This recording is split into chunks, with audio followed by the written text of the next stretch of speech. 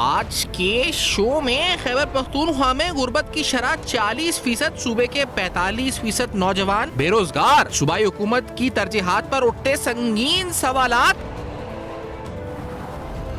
माशी पायदारी का तासुर, असल हकाइक बेनकाब। तिजारती खसारा, तशवीशनाक सूरत हाल, कर्जों का बढ़ता बोझ, हिकमत अमली क्या?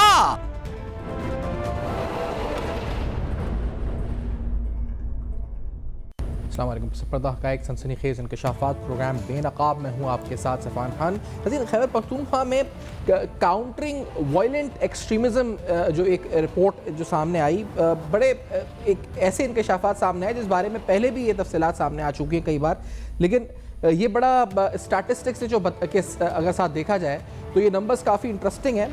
इन नंबर्स के मुताबिक जो इसकी फाइंडिंग्स आई कि तकरीबन 40% तक जो गुर्बत की लकीर है उससे नीचे अफराद, जो पॉवर्टी रेट है वो 40% तक खैबर पख्तूनख्वा में पहुंच चुका है। इस रिपोर्ट में जो अहम इंपॉर्टेंट चैलेंजेस हाईलाइट किए गए हैं उसमें पहला चैलेंज है कि decades of conflict, displacement and militancy.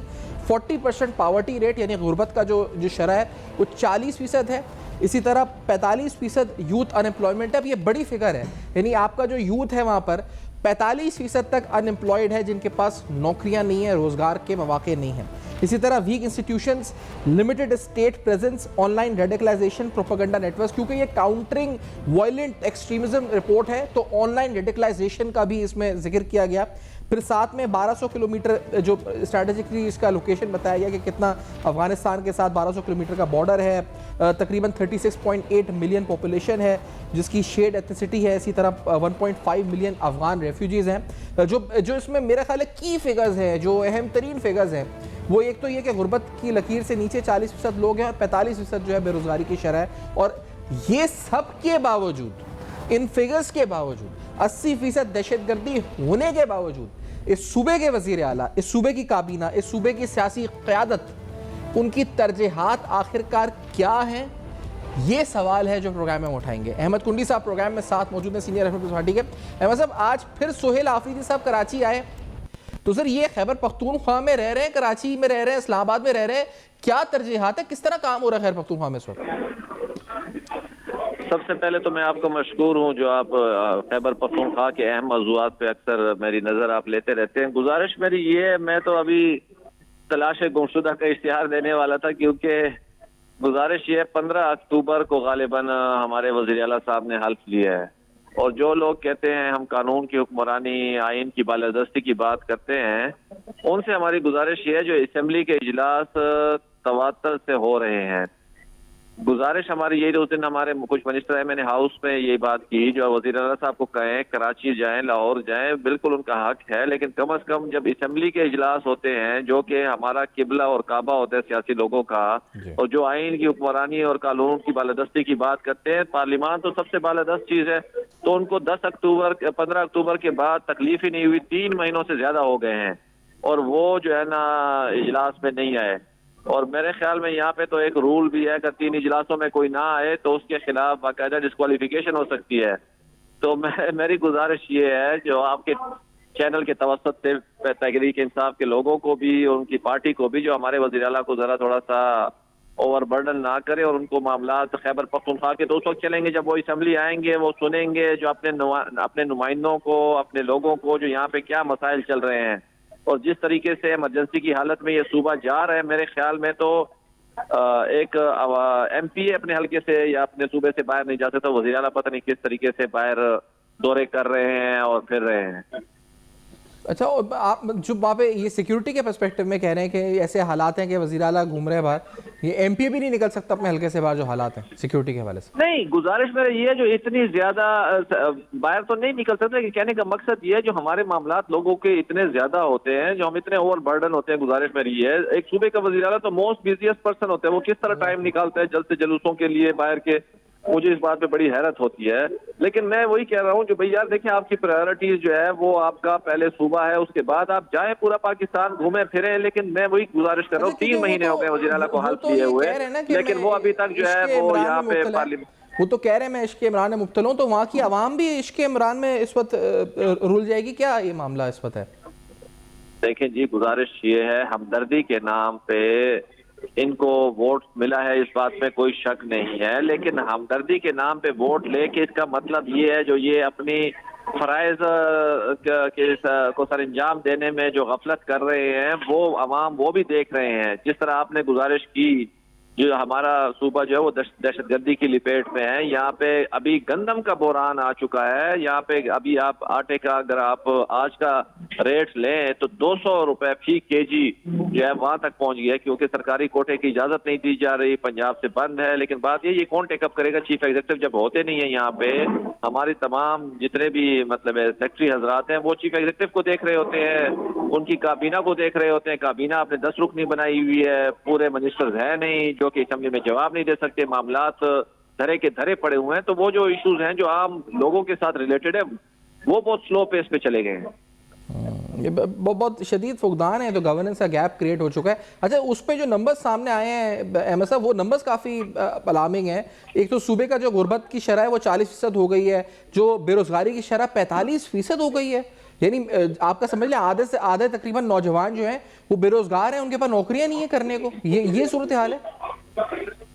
देखें, ये सूरत हाल बिल्कुल बड़ी अलार्मिंग है, लेकिन मैं आपको 2-3 चीजों की तरफ मजीद भी आपकी नजर ले जाना चाहता हूँ। इस टाइम 5.5 मिलियन बच्चा जो है वो आउट ऑफ स्कूल है, जो हमारा मुस्तकबिल है। ठीक है, जो हमारे इस टाइम 4 मिलियन स्कूल के अंदर जो बच्चे हैं, 30,000 स्कूल खैबर पख्तूनख्वा में है, लेकिन उनका जो अभी निज़ाम तालीम और उनके आप नताइज उठा के देख लें।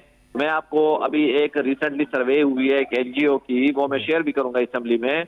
जो हमारा यहाँ पे खैबर पख्तूनख्वा में जो 8वीं और 9वीं का जो बच्चा है, वो जिस मयार पे वो तालीम उसको दी जा रही है या हो रही है, वो चौथे ग्रेड के तालीम से भी कम है, उसकी जो असेसमेंट की गई है।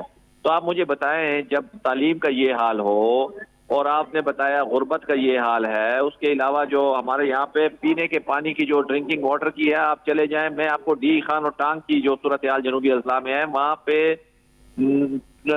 जितने भी पब्लिक हेल्थ की स्कीम्स हैं वो आउट ऑफ फंक्शनल हो चुकी हैं। हमारे बहुत सारे ऐसे स्कूल्स हैं जहाँ पे टीचर अभी डी खान में वहाँ पे टीचर की हाजिरी 0 है। सिक्योरिटी का बहाना बना के बहुत सारे स्कूलों में जाने, तो गवर्नेंस ओवरऑल जो है वो नापैद हो चुकी है। और बाकी आप खुद सोचें, जब ये सुहेल आफरीदी साहब खुद लेडी रीडिंग हॉस्पिटल गए और उन्होंने कहा था एक डायरेक्टर को सस्पेंड करूंगा, तो वहां पे तो पैरेलल एक और हुकूमत चल रही है, जो हमारे बरकी साहब हैं जो कि तमाम हेल्थ को मॉनिटर भी करते हैं और उनकी सारी पॉलिसियां यहाँ पे इम्प्लीमेंट होती हैं। तो आप खुद सोच लें, चीफ एग्जीक्यूटिव ने उस डायरेक्टर के खिलाफ एक्शन लिया और वो डायरेक्टर आज भी मौजूद है और उसको उसी पोजीशन पे काम भी कर रहा है। और सबको पता है जो एक पैरेलल हुकूमत है जो कि बरकी के नीचे काम कर रही है हेल्थ के ऊपर, और इस सूबे की हालत ये है आपके सामने। नहीं, अच्छा मसला ये है कि अगर ये बच्चे 5.5 मिलियन स्कूलों से बाहर हैं और ये जो नौजवान जो कि 40% बेरोजगार हैं या गुर्बत की शरह 40% है, इसका मतलब ये है कि ये जो सूबा यानी ये जो नौजवान जो गुर्बत का शिकार भी हैं, जिनके पास नौकरियां नहीं हैं या स्कूलों से बाहर बच्चे हैं, ये सबसे एक प्लेइंग ग्राउंड बन गया टेररिस्ट के लिए कि वो रेडिकलाइज भी कर सकते हैं इनको। उस हमारे मुल्क दुश्मन कुव्वतें भी इनको इस्तेमाल भी किया जा सकता है, इनको एक्सप्लॉइट भी किया जा सकता है अगेंस्ट द कंट्री। तो ये स्ट्रेटेजिकली बड़ा इस पर इक्वेशन खराब हो गया ना, इसका मतलब। देखें, बिल्कुल अभी जिस तरह अफगानिस्तान में सिचुएशन चल रही है और विड्रॉवल के बाद जो हमारे खैबर पख्तूनख्वा में हालात हैं, अभी रिसेंटली एक रिपोर्ट भी आई है, अगर आपने देखा हो अफगानिस्तान के ऊपर, सिगर की एक 17 साल रिपोर्ट उन्होंने परफॉर्मेंस और उसकी ऑडिट रिपोर्ट फॉरेंसिक की है। उन्होंने 17 साल जो अपने US के वहाँ पे जो वहाँ पे पैसा आया या वहाँ पे जो दहशतगर्दी के खिलाफ चीजें हुई, और उन्होंने बाकायदा लिखा वहां से जो असला है, जब विड्रॉवल हुआ US का तो वो सारा असला वहां पे छोड़ के गए, और वो असला आज आपको खैबर पख्तूनख्वा की बॉर्डरिंग डिस्ट्रिक्ट में नजर आता है मिलिटेंट के साथ। उसके अलावा जब आपका जो ग्राउंड है, जब जहाँ पे गुर्बत और तालीमी शरह कम होगी, तो डेफिनेटली दुनिया में दहशतगर्दी के ऊपर जितनी भी रिपोर्ट्स आई हैं, तो ये वो सेफ हेवंस के लिए सबसे मुवाफिक किस्म के हालात होते हैं, जहाँ पे तालीम की शरह कम हो, जहाँ पे गुर्बत ज्यादा हो, जहाँ पे बेरोजगारी हो, जहाँ पे यंग नौजवान यूथ हो।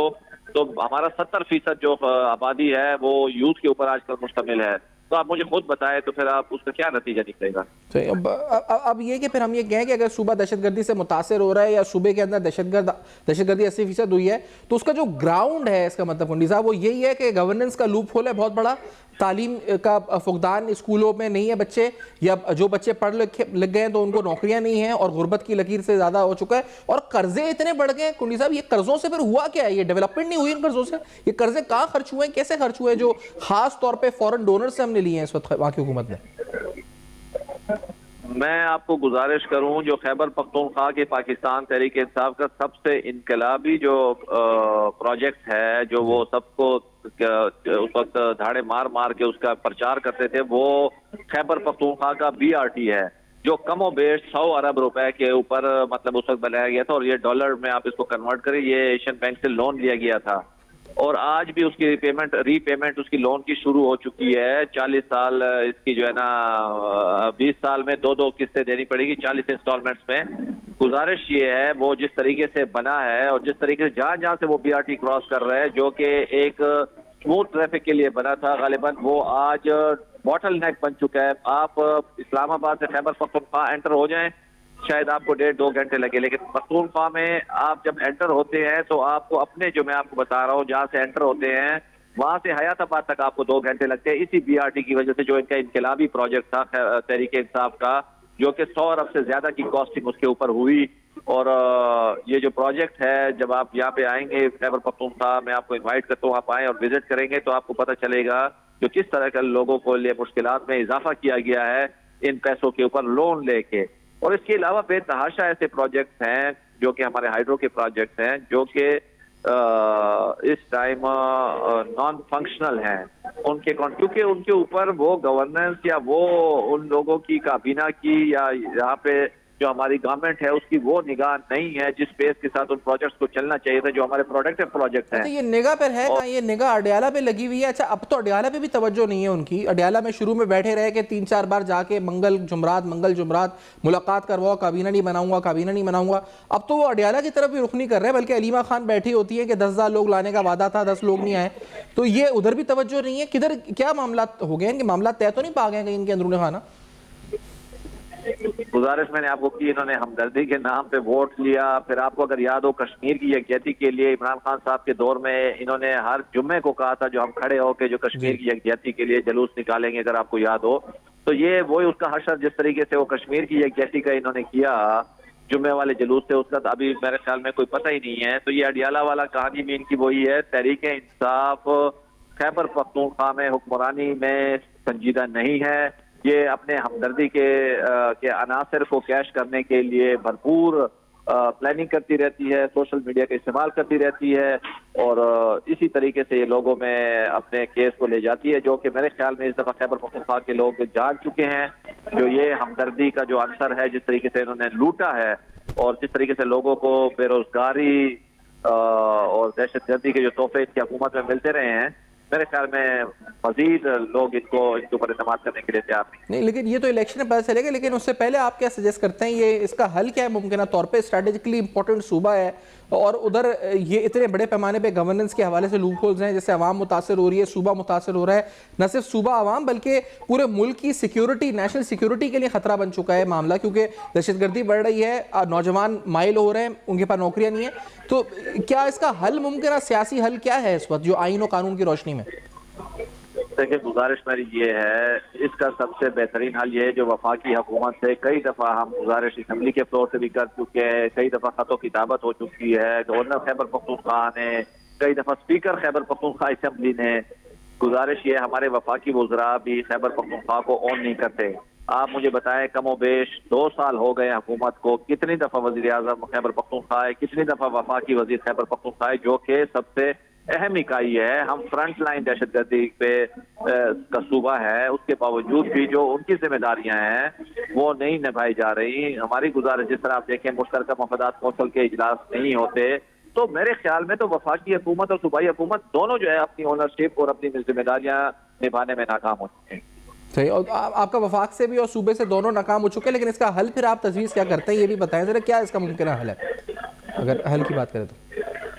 देखें, मुमकिन हाल तो यही है जो हमारे अभी देखें आपको दो हुकूमतें हमारी बन चुकी हैं, सूबाई हुकूमत है और फेडरल हुकूमत है। हम तो वक्तन फवक्तन इन इशूज को सेंसिटाइज करते रहते हैं। अगर वफाकी हुकूमत दिलचस्पी लेगी, क्योंकि हमारी सुनाई जो है वो वफाकी हुकूमत तक थोड़ी बहुत, फिर भी क्योंकि पाकिस्तान पीपल्स पार्टी वफाक में इस वफाकी हुकूमत का हिस्सेदार है, तो हमने अपने चेयरमैन साहब को भी और वफाकी हुकूमत को ये गौर गुजार, जब वो इंटरेस्ट लेगी, क्योंकि वहां तक हमारी सुनाई है, अगर वो दिलचस्पी लेगी अपनी जिम्मेदारियों में 50% जिम्मेदारियां भी निभाने में कामयाब हो जाए, तो मुझे यकीन है कि उसको देखा देखी ये सूबाई हुकूमत उठेगी। वरना ये सूबाई हुकूमत ने जिस तरीके से लोगों के रहमो करम पे और ब्यूरोक्रेसी के रहमो करम पे इस सूबे को छोड़ा हुआ है, मेरे ख्याल में नहीं, पाकिस्तान आप समझते हैं गवर्नर राज जो की बाज़गश्त आई थी बीच में, वो मुमकिन हल है इसका, या गवर्नर राज भी सोल्यूशन नहीं है लाइकली, जो यहाँ पे सूबे का फुदान है गवर्नेंस का उसका?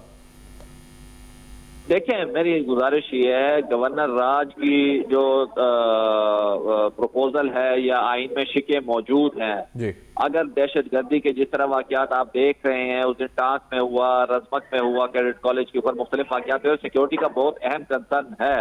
गवर्नर राज की गो के खैबर पख्तूनख्वा में पाकिस्तान पीपल्स पार्टी इसकी उस तरीके से हिमायत आज तक नहीं करती, क्योंकि एक मैंडेट की गवर्नमेंट है। हम नहीं चाहते जो ये दोबारा वो हमदर्दी का कार्ड उठा के फिर लोगों में जाए, जो हमें तो मौका नहीं दिया गया।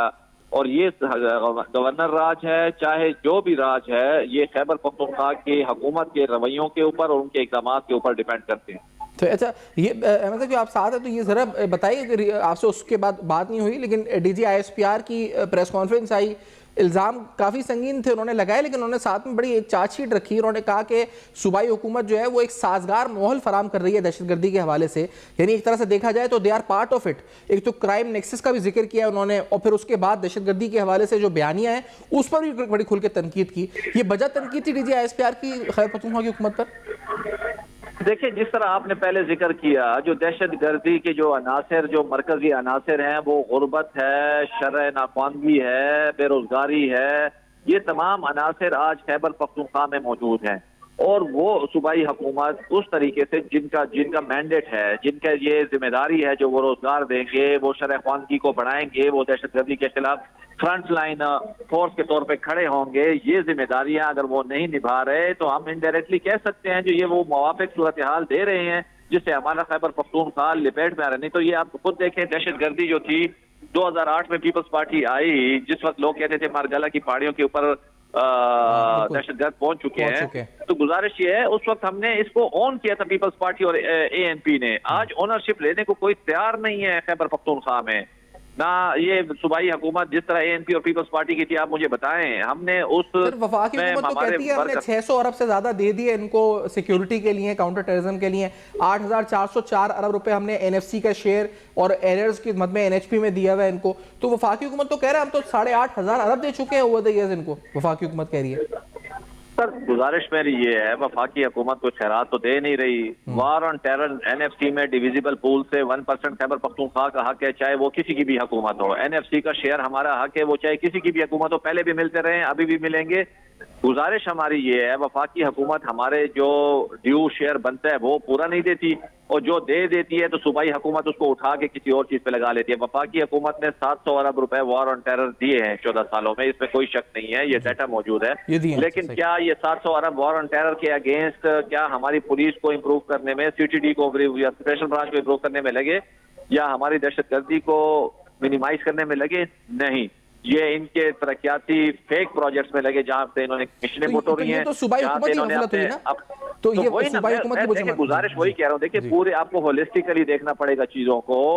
सूबाई हुकूमत भी इसमें मुकम्मल तौर पे मोर्द इल्जाम ठहराई जाती है, क्योंकि सूबाई हुकूमत लगा नहीं रही और फेडरल पूरा शेयर दे नहीं रहा। गुजारिश ये है, इन्होंने जल्द से जलूस वफाकी हुकूमत को पता है। सब एक सेकंड आपको मैं रोकना चाहूंगा। आप कह रहे हैं वफाक दे नहीं रहा, सूबाई लगा नहीं रही। सूबाई कह रही है कि हमारे 2400-2500 अरब है अभी भी, वफाक कह रहे हैं हम सारे दे चुके हैं, पहले दिन से हिसाब दे रहे हैं। तो इसमें गलत सही कौन है इस वक्त? देखिए, दोनों गलत हैं। आप कहें वो कैसे? देखिए, मेरा नेट हाइडल प्रॉफिट के पैसे हैं, वफाकी हुकूमत मुझे नहीं देती। NFC में मेरा फाटा का मर्ज एरिया का शेयर है, वफाकी हुकूमत मुझे नहीं देती। Federal excise duty on oil है, वफाकी हुकूमत मुझे नहीं देती। वो मेरा एक पूरा मुकदमा है। लेकिन मैं कहता हूँ जो पैसे मुझे मिलते हैं, क्या वो आया कि एग्जैक्ट लगते हैं जिस चीज के लिए दिए जाते हैं? नहीं, वो प्रोजेक्ट जो मर्ज एरिया के लिए थे वो सेटल्ड एरिया में लगाए गए, फिर सेटल एरिया में कमीशनें निकाली गई और इन्होंने अपने जलसे फाइनेंस किए, इन्होंने अपने इलेक्शन फाइनेंस किए।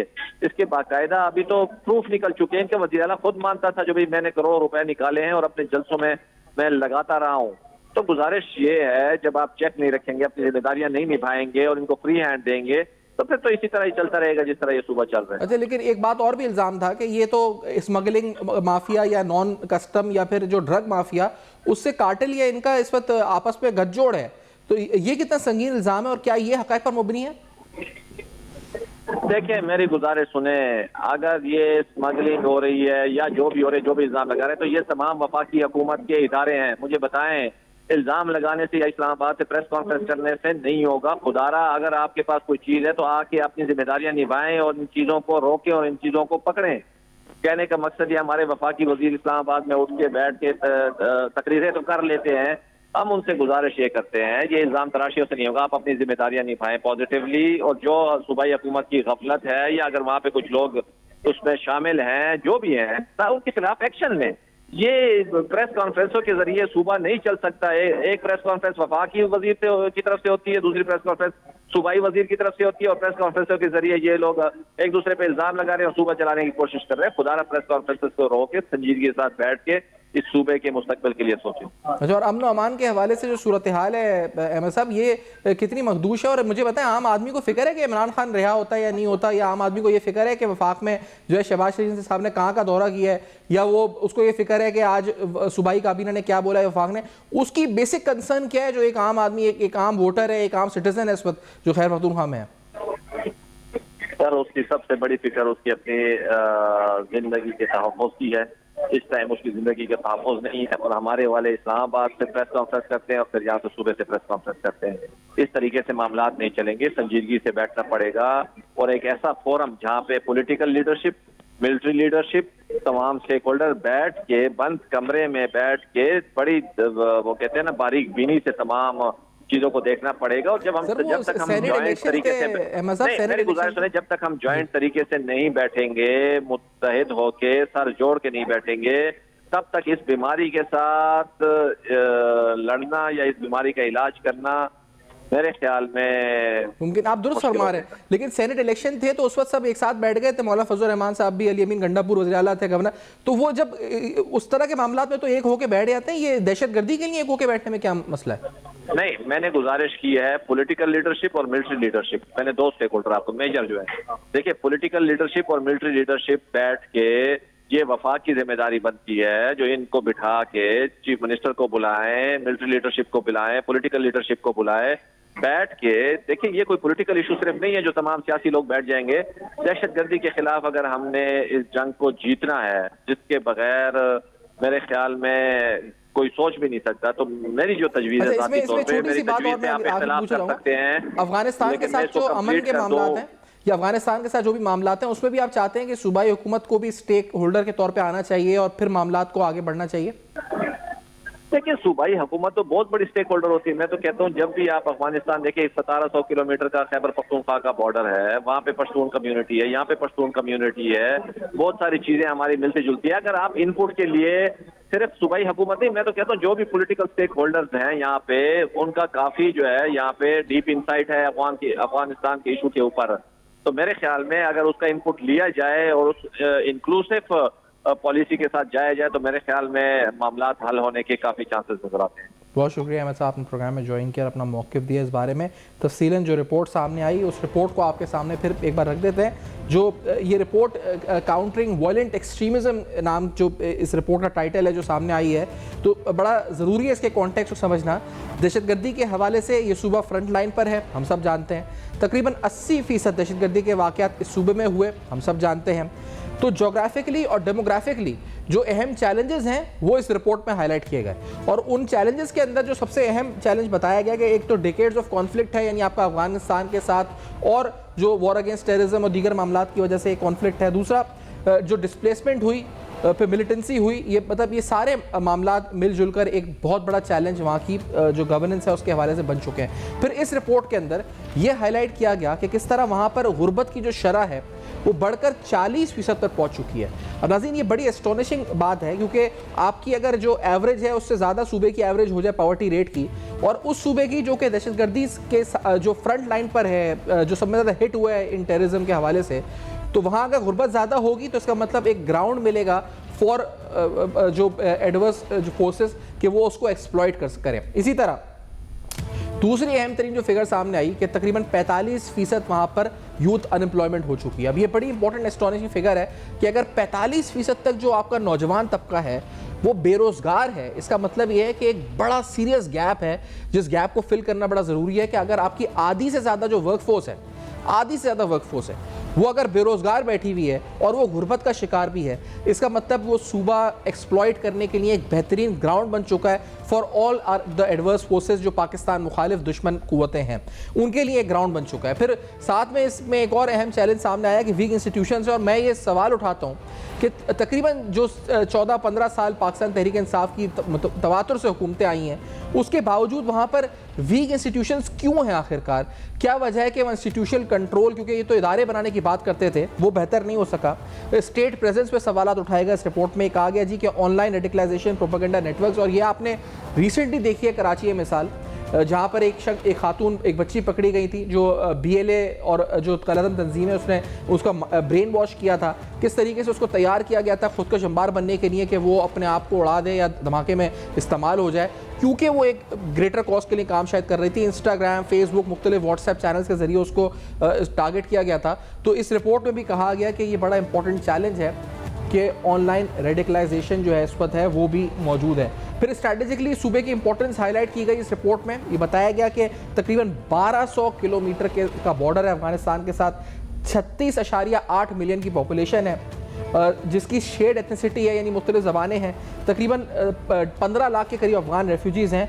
और ये भी बड़ा इंपॉर्टेंट चैलेंज है जो इस रिपोर्ट में हाईलाइट किया गया कि जिस हवाले से जो है यहाँ की गवर्नेंस बेहतर होनी चाहिए। तो ये सारे सवालात हैं, और ये सवालात इसलिए अहम हैं कि जिस सूबे की ये हालत अबतर है गवर्नेंस के हवाले से, जिस सूबे में 45% नौजवान तबका जो है बेरोज़गार है, जिस सूबे में गवर्नेंस के हवाले से हालत ये है कि तकरीबन 5.5 मिलियन बच्चे स्कूलों से बाहर हैं, जिस सूबे में हस्पताल नाम की कोई चीज़ पिछले कई सालों में वहाँ की हुकूमत नहीं दे सकी, और जिस सूबे के अंदर गुर्बत की शरह 40% तक हो चुकी हो, और जो फ्रंट लाइन हो टेररिज्म के अगर, और वहाँ के वज़ीर आला उनका सिर्फ एक एजेंडा हो कि वो इश्क इमरान में मुब्तला है, तो बाकी अवाम का क्या कसूर है जिसने आपको इलेक्ट करके भेजा है? उसने तो इसलिए भेजा है कि आप उनकी जानों का तहफ़्फ़ुज़ करें, आप उनको स्कूल फराम करें, आप उनको बेसिक बुनियादी फैसिलिटीज़ फराम करें।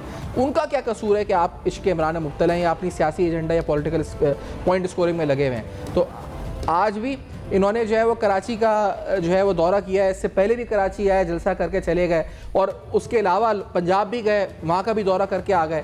यानी सारी जो फोकस और तरजीह है वो खैबर पख्तूनख्वा के अलावा तमाम मामलात के ऊपर है कि अडियाला जेल पर है तो लाहौर पंजाब में, तो यहाँ कराची सिंध में, यानी तमाम तवज्जो खैबर पख्तूनख्वा के गवर्नेंस मसाइल से हटकर दूसरे अहम मामलात के ऊपर नहीं है, जो गैर अहम मामलात हैं उनके ऊपर है। तो एक ब्रेक लेते हैं, इस ब्रेक के बाद वापस आते हैं हमारे साथ।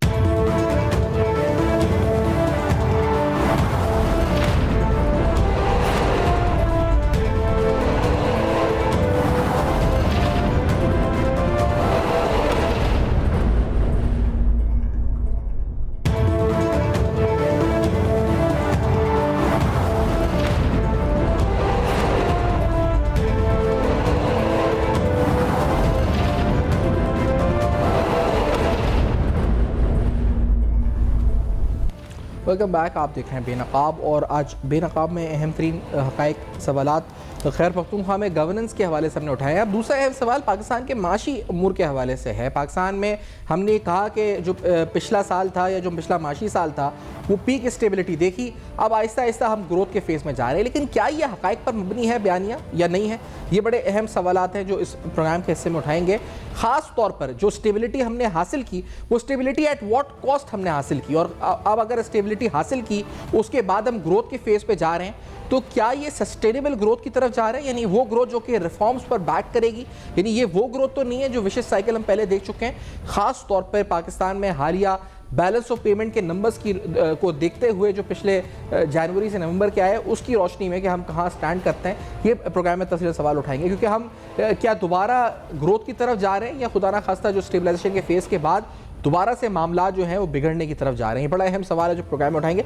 माशी उमूर के हवाले से हुकूमत ने बड़ी कोशिशें की हैं कि फॉरेन डायरेक्ट इन्वेस्टमेंट पाकिस्तान में आ सके, लेकिन रिफॉर्म के हवाले से हुकूमत का स्कोर कार्ड क्या रहा, क्या जो रिफॉर्म एजेंडा था गवर्नमेंट का उस पर इम्प्लीमेंटेशन हो सकी, और ख़ास तौर पे एनर्जी सेक्टर के रिफॉर्म्स हो सके या नहीं हो सके। और जब हम ये कह रहे हैं कि एट व्हाट कॉस्ट ये जो स्टेबिलिटी आई, इसकी कॉस्ट क्या थी, तो ये बड़ा अहम सवाल है। क्या वो कॉस्ट ये थी कि हायर टैक्सेस थे, क्या वो कॉस्ट ये थी कि बेरोजगारी बढ़ी, क्या वो कॉस्ट ये थी कि ग्रोथ रेट कम हुआ, क्या वो कॉस्ट ये थी कि गवर्नमेंट बोरिंग में इजाफा हुआ, और ख़ास तौर पे जो प्राइवेट जो ऑफटेक है, जो प्राइवेट सेक्टर जो बैंक की तरफ से ऑफटेक है वो पब्लिक सेक्टर की तरफ यानी गवर्नमेंट की तरफ गया, इससे कितना नुकसान हो, उसकी बात करेंगे। अहमद चौनारी साहब प्रोग्राम में साथ मौजूद हैं, सीनियर माशी उमूर के तज़निगार भी हैं। अहमद चौनारी साहब शुक्रिया आपने प्रोग्राम में ज्वाइन किया। चौनारी साहब ये फरमाएं कि जो स्टेबिलिटी का फेज़ है वो हम क्या पीक स्टेबिलिटी देख चुके, अब हम ग्रोथ की तरफ जा रहे हैं, और क्या ये ग्रोथ सस्टेनेबल है या फिर दोबारा एक विशेष साइकिल है बैलेंस ऑफ पेमेंट वाला? कैसे मईशत को देखते हैं आप इस वक्त? बिस्मिल्लाहिर्रहमानिर्रहीम, आपका बहुत बहुत शुक्रिया। देखें, रिफॉर्म एजेंडा जो है जो गवर्नमेंट ने किया है और उसके बाद मुख्तलिफ और स्टेप्स लिए हैं, तो इन सारी चीज़ों में थोड़ा सा वक्त लगता है। हम जो दिसंबर के फिगर्स देख रहे हैं वो नो डाउट के हमारी बैलेंस ऑफ पेमेंट से जो है ट्रेड डेफिसिट में हमारा इजाफा हुआ है, लेकिन ओवरऑल अगर आप देखें कि अगर हम रेमिटेंसेस को मिला लें तो हम कंफर्टेबल पोजीशन में हैं। तो बाय एंड लार्ज ये जितनी भी एजेंडाज हैं उस पर अमल हो रहा है। थोड़ा सा टाइम लगता है चीज़ों को स्टेबल होने में, और हम एक राइट डायरेक्शन में हैं। ये विशेष सर्कल नहीं है कि जो दोबारा आ जाएगा, और रेस्ट बी एश्योर्ड कि हम जो है उस सर्कल से अब इंशाल्लाह बाहर आएंगे। जैसे किन रिफॉर्म्स की तरफ आप निशानदेही कर रहे हैं, वो कौन से रिफॉर्म्स हैं जिनकी आप समझ रहे हैं कि निशानदेही जिनकी वजह से आपको लगता है कि ये विशेष साइकिल नहीं होगा? देखिए, दो बड़ी अहम चीजें हैं जो हमने देख रहे हैं कि हमारे जो डिस्काउंट रेट है उसमें वाज़ेह कमी आ रही है। आगे भी मुझे लग रहा है कमी आ जाएगी। हमारी एनर्जी कॉस्ट पे जो है वो कम हो जाएगी और मजीद, और उस पर भी बातें हो रही हैं। तीसरा जो सबसे बड़ा अहम फैक्टर है वो ये है कि थोड़ा सा एक ट्रस्ट लेवल जिसका बहुत बड़ा डेफिसिट था वो अब पाकिस्तान में आता जा रहा है, और पाकिस्तान में लोग जो नंबर्स देख रहे हैं लिस्टेड कंपनियों के, और उसमें जो प्रॉफिट के नंबर्स देख रहे हैं, जो चाहे वो बैंक हो, चाहे वो फर्टिलाइजर हो, चाहे वो टेक्सटाइल भी हो, इंजीनियरिंग हो, आईटी हो, इन सारे सेक्टर्स में जो है वो वाज़ेह इम्प्रूवमेंट नजर आ रही है। तो जब ये सारी चीजें नजर आते हैं तो लोगों को एक इंसेंटिवाइज होता है कि पाकिस्तान में काम करना चाहिए। हालिया चाहिए प्राइवेटाइजेशन एक बहुत बड़ी मिसाल है कि जो ट्रांसपेरेंट प्राइवेटाइजेशन हुआ और उसके बाद लोगों ने इसमें जो इंटरेस्ट लिया वो सब आपके सामने है। जाहिर है तनकीद करने वाले तो बहुत सारे लोग होते हैं, बहुत सारे अवामिल होते हैं, लेकिन ओवरऑल पाकिस्तान गवर्नमेंट का जो 300-400 बिलियन का डेफिसिट था साल का, वो अगर वाइप ऑफ हो जाता है तो हम बड़ी विन विन पोजीशन में आ जाते हैं। और इसी तरह दूसरे जो अपना एसओईज हैं उनको जो प्रायोरिटाइज करने की बात हो रही है, तो उसमें भी मैं समझता हूँ कि अगर ये कंप्लीट हो जाता है तो इस सर्कल के अंदर 1000-1200 अरब का जो डेफिसिट है साल का वो हम वाइप ऑफ कर देते। तो by and large we are in the right direction. अच्छा सर, आपको जो बेहतर करना है, जो आपको हम किस तरफ हेड कर रहे हैं ये तो चलें ठीक है, लेकिन क्या आपको लगता है कि गवर्नमेंट की स्ट्रैटेजी में रिसेंटली जो गियर शिफ्ट है, क्योंकि अब इसहाक डार साहब दोबारा सामने नजर आ रहे हैं, कोई कमिटीज की बात हो रही है, एक्सपोर्ट एजेंसी की बात हो रही है, तो ये गियर शिफ्ट क्यों हो रहा है इस वक्त? क्या वजह है? क्या इस वक्त आपको लगता है कि गवर्नमेंट को एजेंसी हुई है, या ये हमारी टैरिफ रेस्टोरेशन के प्रोमिसेस हैं आईएमएफ के साथ जो जिसके डर से, और आईएमएफ के खिलाफ भी बातें शुरू हो गई हैं? डिफेंस मिनिस्टर ने एक स्टेटमेंट दी है, उसके बाद हुकूमती वज़रा बार बार एहसन इकबाल और जब कह रहे हैं कि कर्जों पे नहीं चल सकते, आईएमएफ रह जाए या ये रह जाए, दो रास्ते हैं। तो ये बातें क्यों शुरू हुई हैं रिसेंटली अभी हालिया दिनों में? देखिए, ये सारे एक पॉलिटिकल इश्यूज जो है वो इरप्ट होते हैं, उनको काउंटर करना होता है बहुत सारी चीजों में। फिर बहुत सारी चीजों में चेंज ऑफ फेस की बात भी हो जाती है कि इस चेंज ऑफ फेस से जो है वो हालात इस तरीके से बेहतर हो सकते हैं या बेहतर एक असेंबली हो सकती है। तो ये पार्ट ऑफ द गेम। ये एक स्टेट में, एक नेशन के अंदर ये सारे अवामिल होते हैं, इनके बगैर जो है वो स्टेट नहीं आगे बढ़ता। हम हर दफा जो है वो विन विन पोजीशन नहीं देख सकते, हर चीज को जो है वो ये नहीं समझ सकते कि ये बिल्कुल स्मूथ सेलिंग हो जाएगा।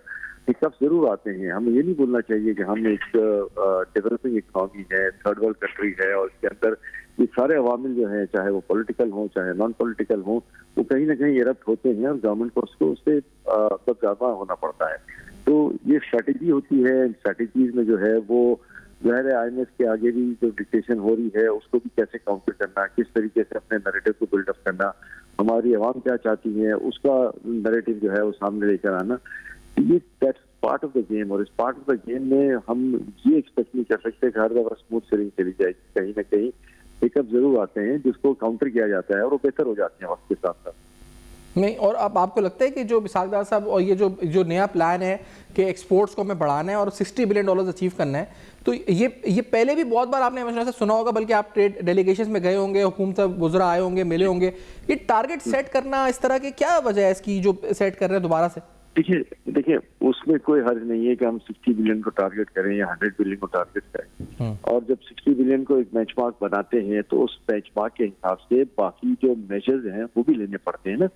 तो वो अगर गवर्नमेंट इस पर एफर्ट कर रही है और एक टारगेट ले रही है और उस टारगेट को लेने में जो हिकअप्स हैं उनको दूर करने के लिए बातचीत हो रही है, मुज़ाकरात हो रहे हैं, मुख्तलिफ स्टेक होल्डर्स को बिठाया जा रहा है, तो मैं समझता हूँ ये अच्छी बात है। ये प्लानिंग और डेवलपमेंट को साथ साथ फिर लेके चलने वाली बात है और मैं समझता हूँ कि ये किसी न किसी तरह अचीव हो जाएगा आने वाले वक्तों में। अचीवेबल है ये टारगेट 4 साल में $60 अरब का?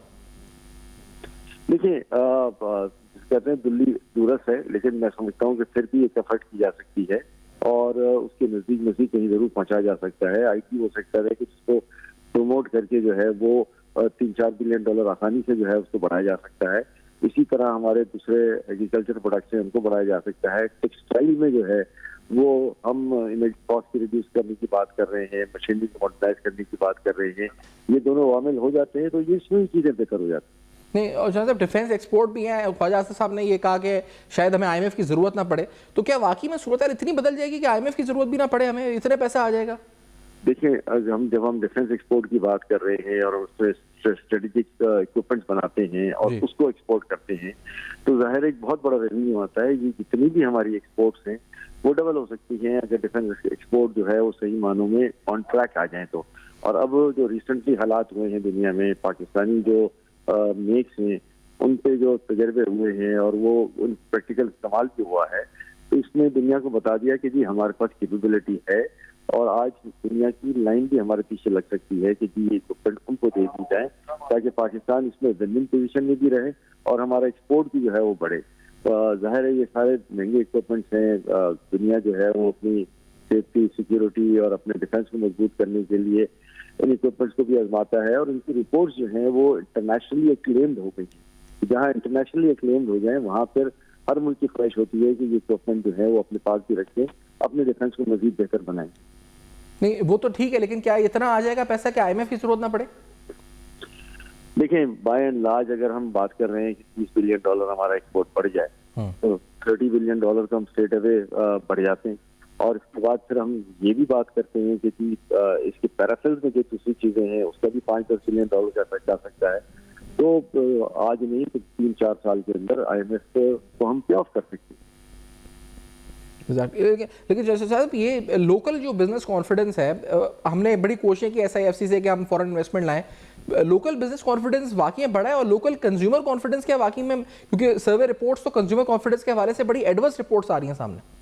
देखिए वो रिपोर्ट जो भी बने, लेकिन आप जब बाजारों में जाते हैं, बाजारों में सेल्स देखते हैं, जनरल परसेप्शन देखते हैं, पाकिस्तानी प्रोडक्ट्स की बात करते हैं, कभी खबर आती है कि जी फलां मिल ने जो है वो अपनी एक्सपोर्ट प्रोडक्ट बंद कर दी और लोकल की तरफ आ गए। तो लोकल में उसका स्कोप था, लोकल में मार्जिन ज्यादा था, तो लोकल में सेल्स बेहतर थी, तो वो लोकल की तरफ डाइवर्ट हुआ ना। तो लोकल की तरफ डाइवर्ट होने की भी वजूहत हैं कि लोकल सेल्स अच्छी आती हैं, अच्छे ब्रांड के साथ और मार्केट में आते हैं तो एक एपेटाइट आती है और फिर लोकल में रेट ऑफ मार्जिन जो है वो भी बेहतर होता है। तो इसमें कोई मुजाहरा नहीं कि हम कहेंगे कि हमारी लोकल सेल्स बढ़ गई तो अच्छी बात है, बढ़ गई, साथ साथ एक्सपोर्ट सेल्स को भी तवज्जो देने की जरूरत है, वहाँ भी हम उसको जो है वो करेंगे। एक ट्रेडर जो है और एक एक्सपोर्टर जो है और एक जनरल बिजनेसमैन जो है वो यही देखता है ना कि उसको कहाँ माल बेचने में ज्यादा सहूलत है, कहाँ माल बेचने में ज्यादा मार्जिन है और मार्जिन को कैपिटलाइज करता है फ्रॉम टाइम टू टाइम। और ये जो पॉलिटिकली चीज़ें हैं कि जैसे उस दिन वज़ीर साहब से भी जब ट्रेडर्स ने और जो कारोबारी शख्सियात आरिफ साहब ने भी कहा था कि आप 2 लोगों से हाथ मिला लें, एक भारत से और दूसरा इमरान खान से, तो जो पॉलिटिकल डिफरेंसेस हैं ख़ास तौर पे जो डिस्टेबलाइज करने की कोशिशें हैं, दहशतगर्दी है और सियासी मामला है PTI के साथ, ये कितना असरअंदाज हो रहे हैं और कितना जो लोग चाह रहे हैं कि एक हार्मोनाइज्ड एटमॉस्फेयर हो, ना पॉलिटिकल कॉन्फ्लिक्ट्स कम से कम हो, उस हवाले से क्या हुकूमत को करना चाहिए? देखिए किसी भी मुल्क के अंदर आप अपनी फोर्सेस के साथ अपनी जो एक अहम सुतून है रियासत का उसके साथ लड़ झगड़ कर काम नहीं चला सकते, चाहे वो पॉलिटिकल पार्टी हो, चाहे वो हमारे डिफेंस यूनिट्स हो, चाहे वो हमारी जुडिशरी हो, चाहे हमारी ब्यूरोक्रेसी हो, चाहे हमारे पॉलिटिशियंस हो। तो हम सबको एक पेज पे इस सेंस में होना पड़ता है कि यस, हम क्रिटिसिज्म तो जरूर करें, पॉजिटिव क्रिटिसिज्म जरूर करें, but not at the stake of the country. तो ये चीजें जो है वो बेहतर होनी चाहिए, एक हमांगी आनी चाहिए। अगर हमारा नैरेटिव है कि जी पाकिस्तान का डिफेंस मजबूत बनाना है, तो उस पर भी जो है सबको इकट्ठा होना चाहिए। और हमारा बाकी जो नैरेटिव हैं, जहाँ मुल्क में एक्सपोर्ट बढ़ाने की बात हो रही है, फॉरेन एक्सचेंज रिजर्व बढ़ाने की बात हो रही है, तो उन सब पे जो है वो सेम पेज पे होने की जरूरत है। जहाँ अगर नहीं है तो मामला जो है वो बातचीत के जरिए, डायलॉग के जरिए ही हल होते हैं। ठीक है अहमद शौकत साहब, बहुत शुक्रिया, आपने वक्त दिया, प्रोग्राम में ज्वाइन किया और अपना मौक़िफ़ दिया। अहमद शौकत साहब की गुफ्तगू आपने सुनी। माशी हालात के हवाले से नाज़रीन जो सूरत हाल है वो बहुत से अहम सवालात हैं जो इस वक्त इस सूरत हाल में उठ रहे हैं, और ये सवालात जो सारे पर्टिनेंट भी हैं और ये सारे रिलेट करते हैं पाकिस्तान की माशी कारकर्दगी पर। जो सबसे अहम बात है वो ये है कि क्या वाकई में हम स्टेबिलिटी से ग्रोथ के फेज़ में जा रहे हैं, और ये ग्रोथ क्या सस्टेनेबल होने जा रही है, यानी पायदार तरक्की की तरफ जा रहे हैं, या फिर हम दोबारा से एक विशेष साइकिल की तरफ जा रहे हैं जहां पर ग्रोथ होगी, कंजम्पशन लेड ग्रोथ होगी, फिर एक इंपोर्ट बैलेंस होगा, बैलेंस ऑफ पेमेंट क्राइसिस होगा, और फिर शायद हमें किसी इंटरनेशनल लेंडर की या बायलैटरल या मल्टीलैटरल एजेंसी की जरूरत होगी। तो ये बड़ा अहम सवाल है जो उठाया जा रहा है। खास तौर पर पाकिस्तान के एक्सपोर्ट्स बढ़ाने के हवाले से हुकूमत एक बड़ा वाज़ेह मौक़िफ़ अपना चुकी है। एक हाई पावर कमेटी मुरत्तब करके उस कमेटी की सिफारशात और उन सिफारशात के अंदर के एक्सपोर्ट फैसिलिटेशन के हवाले से वज़ीर आज़म का किरदार, वज़ीर आज़म हॉटलाइन कायम करें, एक्सपोर्टर से मुलाकात करें, उनके रिफंड्स के क्लेम जो है उनको जल्द अज जल्द उनको क्लियर किया जाए, और साथ में पाकिस्तान के जो एक्सपोर्ट्स हैं उसका टारगेट सेट करने की बात की जा रही है कि अगले 4 साल के अरसे के दौरान तकरीबन $60 अरब के एक्सपोर्ट्स और उसके बाद तकरीबन $100 अरब के एक्सपोर्ट्स जो है वो टारगेट किए जाएं। तो ये टारगेट्स हमने पहले ही बहुत बार सुने, और हमने ये बयानी बहुत बार सुना है कि इंडस्ट्री आपकी जो है वो सर्वाइव नहीं कर पा रही या it's on the verge of collapse. लेकिन इस बुनियाद पर हमेशा से मरात या अशराफिया ने मरात ही इकट्ठी की है जो एक आम टैक्स पेयर मनी की जेब से गई हैं। तो क्या इस दफा भी वही होने जा रहा है, ये बड़ा सवाल है, हम उठाया। फीडबैक दे सकते हैं फेसबुक ईमेल और एक्स पर देखते रहेगा। अब तक अपना बहुत ख्याल रखिएगा।